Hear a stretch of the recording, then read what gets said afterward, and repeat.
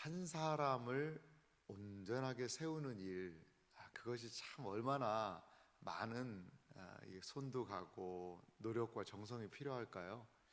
이 아이 하나를 키우기 위해서는 온 마을 사람이 필요하다고 그래요. 이 아이 하나를 키우기 위해서 그만큼 이 손이 많이 간다는 거죠. 아이 하나를 키우기 위해 한 마을 사람들이 수고해서 키우면 어떻게 될까요? 그 장성한 아이가 어른이 되고 이 사회와 그 마을을 위해서 얼마나 큰 일을 할 수 있을까요? 우리는 참 변화되고 달라진 한 사람이 얼마나 놀라운 영향력을 미칠 것인가를 기대하게 됩니다. 오늘 요한복음 21장 말씀은요, 별명이 있습니다. 그것은 무엇이냐? 베드로 회복장입니다. 사실 구조적으로요, 요한복음은 20장으로 딱 끝나도 전혀 지장이 없습니다. 요한복음 20장 30절과 31절 말씀을 제가 한번 읽어볼 테니까 한번 잘 들어보십시오. 예수께서 제자들 앞에서 이 책에 기록되지 아니한 다른 표적도 많이 행하셨으나 오직 이것을 기록함은 너희로 예수께서 하나님의 아들 그리스도이심을 믿게 하려 함이요 또 너희로 믿고 그 이름을 힘입어 생명을 얻게 하려 함이니라. 아멘이죠. 이 요한복음에 기록된 목적을 딱 명시하면서 이 책 읽고 예수 잘 믿어라 그러면서 딱 마침표가 사실 요한복음 20장에 끝났어요. 그런데 21장에는 그 후에라고 어느 때인지는 정확하게 알지 못하지만 그 후에라고 이야기하면서 베드로와 제자들, 특히 베드로를 중심으로 한 이야기를 전개하고 있다는 거죠. 왜 요한복음 21장이 기록되었을까? 많은 사람들은 이 베드로의 회복을 위해서 이 부분이 기록된 것이 아니냐 이렇게 보기도 합니다. 자, 그러면 베드로의 회복은 어떻게 나타났나 볼까요? 요한복음 21장 제가 1절을 읽어보면요, 그 후에 예수께서 디베랴 호수에서 또 제자들에게 자기를 나타내셨으니 나타내신 일은 이러하니라. 갈릴리 호수, 갈릴리 바다라고도 하는 거의 다른 별칭이 디베랴 호수였죠. 그런데 누가 여기에 참여하냐면요, 이 2절에 보면 시몬 베드로, 디두모라 하는 도마, 갈릴리 가나 사람 나다나엘, 그 다음에 세베대의 아들 야고보와 요한이죠. 그리고 다른 이름이 누군지는 특정하진 않았어요. 하지만 다른 두 제자가 있다는 거죠. 총 몇 명이죠? 7명입니다. 7명. 7명이나 되는 이 사람들이 있었는데요, 베드로가 뭐라고 말하냐면 나는 물고기 잡으러 가노라. 베드로는 원래 어부잖아요. 어부 출신이잖아요. 근데 베드로가 뭐라고 얘기하냐면 나 물고기 잡으러 갈 거야, 나 고기 잡으러 갈 거야, 이렇게 얘기하는 겁니다. 여러분, 좀 뭐가 좀 이상하지 않으세요? 지금 이게 어떤 상황이죠? 예수님 부활하셨어요. 부활하신 예수님 만났으면 베드로가 이제는 예수님이 부활하셨다, 그 베드로의 열심과 열정을 가지고 뭐 공회로 달려나가고 많은 사람들이 달려가서 예수님이 부활하셨다라고 베드로 전도하고 다닐 것 같아요. 부활의 주님 증거하고 다닐 것 같아요. 근데 부활의 주님 그 위에서 만났는데 베드로 봤잖아요. 무덤에도 가봤었고 확인했었고, 그리고 그 집으로 오는 것을 봤지 않습니까? 도마가 예수님을 만났을 때 그때 또 봤지 않습니까? 이 예수님 만난 기사가 세 번째라고 얘기하는데 이미 두 번이나 예수님을 만난 거예요. 근데 그렇게 두 번이나 예수님이 살아계셨다는 확신이 있으면 어디 가서 지금 막 베드로 열심히 전도한다던가 그 부활의 주님에 대한 열정을 가지고 한다던가 할 것 같죠? 부활의 주님 만난 베드로 뭐 하자는 거죠? 고기 잡으러 간다는 거예요. 다시 뭐 주님은 부활했고 내가 할 일은 그럼 뭐냐? 나 잘 모르겠다. 나 옛날에 어부였는데 나 고기 잡으러 갈련다. 그러니까 제자들 6명이 줄렁줄렁 형님 그럼 우리도 갑시다. 그러면서 이 제자들이 고기 잡으러 가는 것입니다. 이것은 어떻게 보면 사명의 자리에서 조금은 물러나는 모습과 같아요.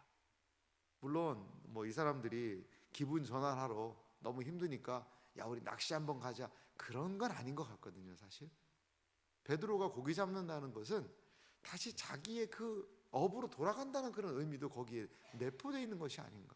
베드로 뭐 할 줄을 모르는 거예요. 주님은 부활했지만 말이죠.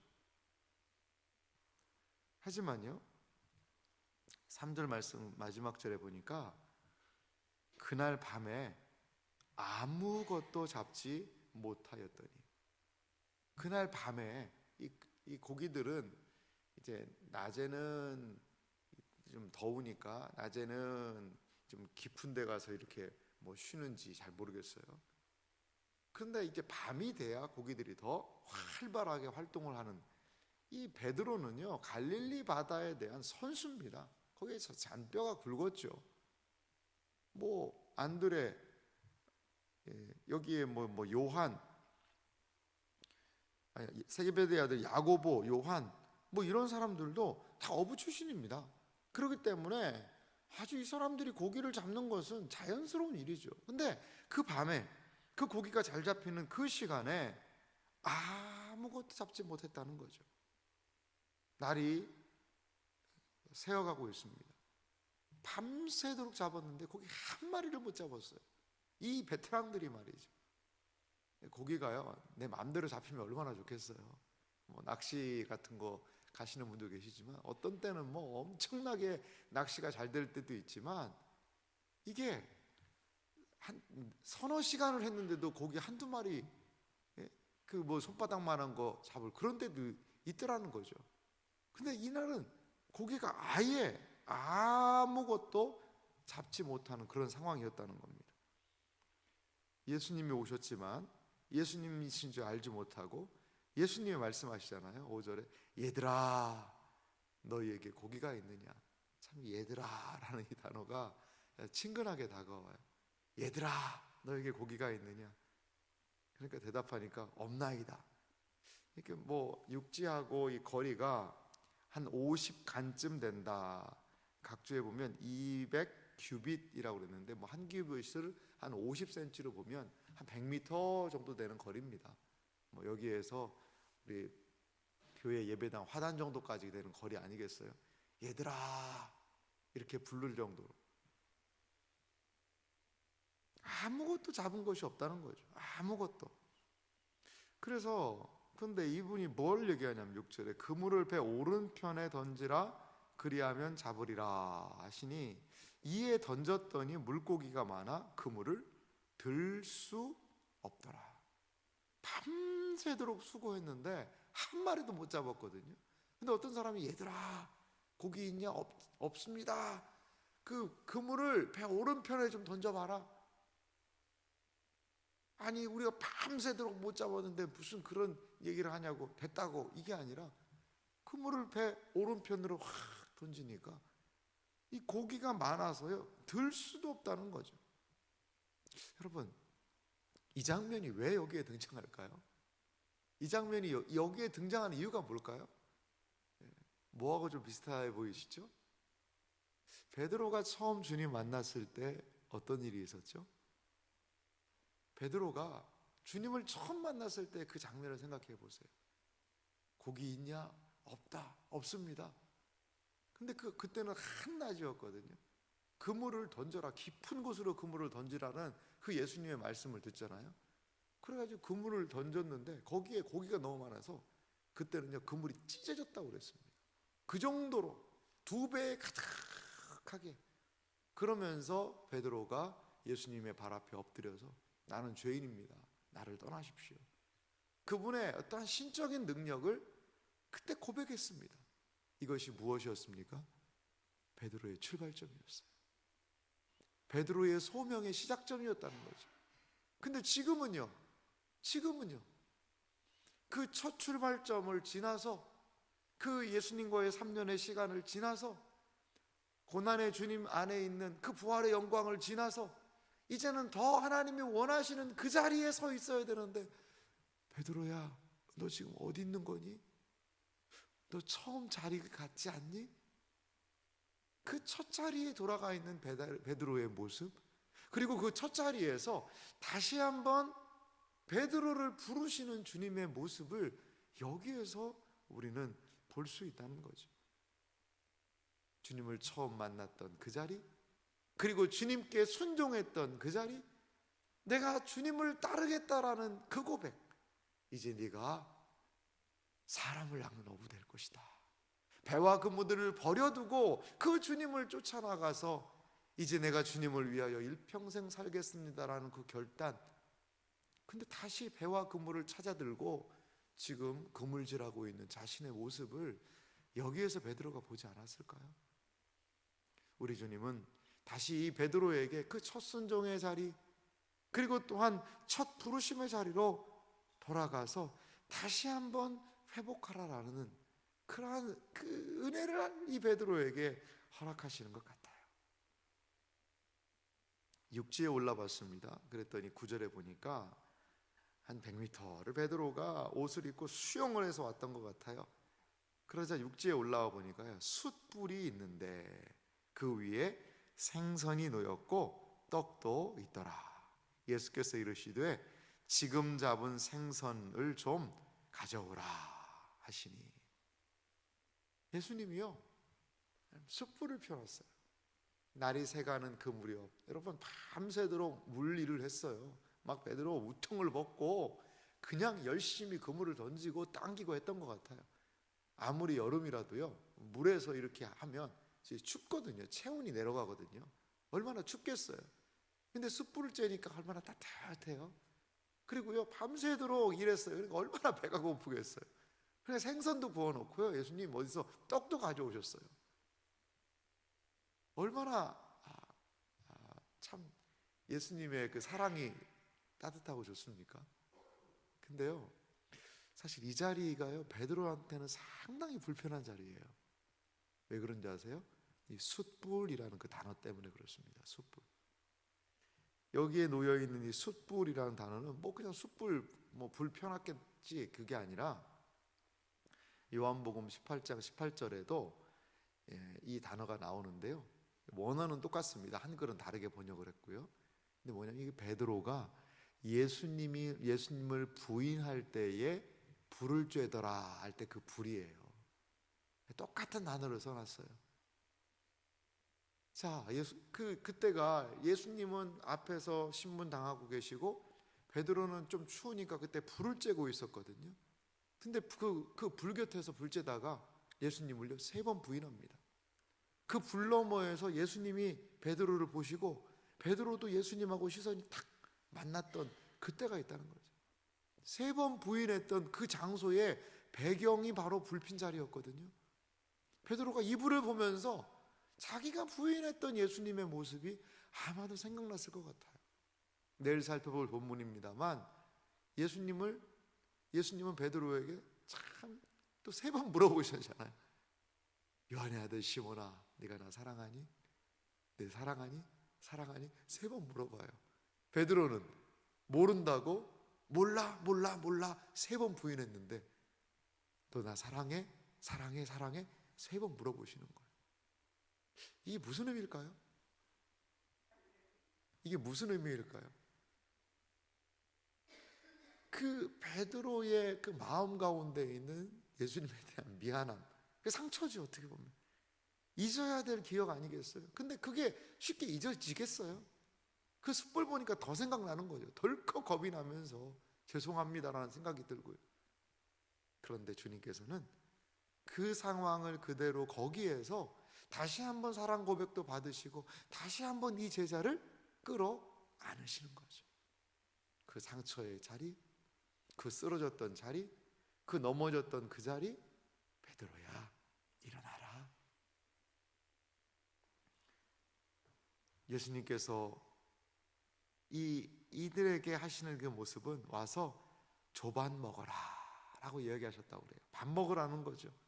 밥은 무엇인가요? 기력이 회복되는 거죠. 그런데 밥은 뭐냐면 기력을 회복하는 기능적인 것을 넘어서서 밥을 같이 먹는다는 것은 다시금 관계를 회복한다는 겁니다. 주님은 베드로에게 다시 한번 관계를 회복하자는 겁니다. 더 미안해할 필요 없고, 더 후회할 필요 없고, 더 그렇게 자기 연민에 빠져있지 말고, 사랑하는 베드로야, 일어나라. 같이 밥 먹자. 밥 먹고 너와 내가 어떤 관계인지 다시 한번 확인하자. 우리 주님께서는 그것 때문에 베드로를 이 특수한 상황에 첫 부르심을 기억할 수 있는 배에서 그물질에서 고기 잡는 사건, 또한 베드로의 그 부인했던 그 장소를 기억할 수 있는 숯불과 그 상황, 되찾아야 되는 기억, 잊어야 되는 기억, 그 모든 것들을 위해서 그것들을 하고 잊어야 할 것은 잊고 다시 되찾아야 될 것은 붙잡아서 사명의 자리, 은혜의 자리에 이 베드로를 우뚝 세우기 위하여 주님께서는 그 아침에 이 베드로를 찾아오셨다라는 것입니다. 사랑하는 성도 여러분, 주님께서는 우리가 회복하기를 원하십니다.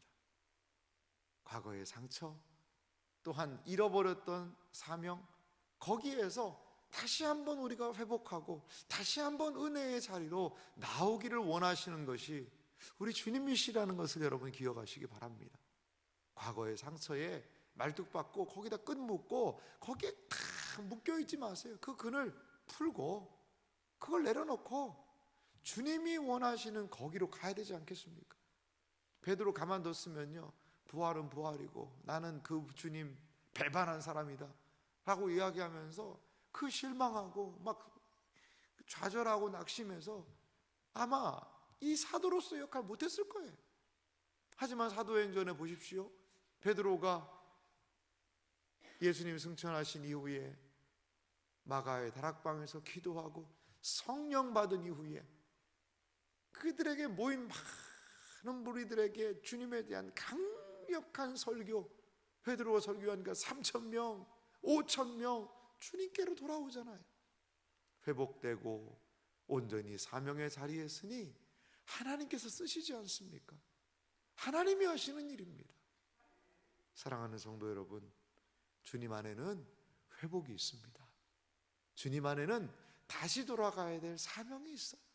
우리를 결코 들어 부르시지 않으셨고 그냥 그렇게 살다가 그렇게 죽는 그러한 삶이 아니라 이 땅에서 호흡이 있고 생명이 있다면 생명 있는 동안에 예수 의지하여 우리에게 주어진 사명을 넉넉하게 감당해야 되는 것이 우리 그리스도인의 모습인 줄 믿습니다.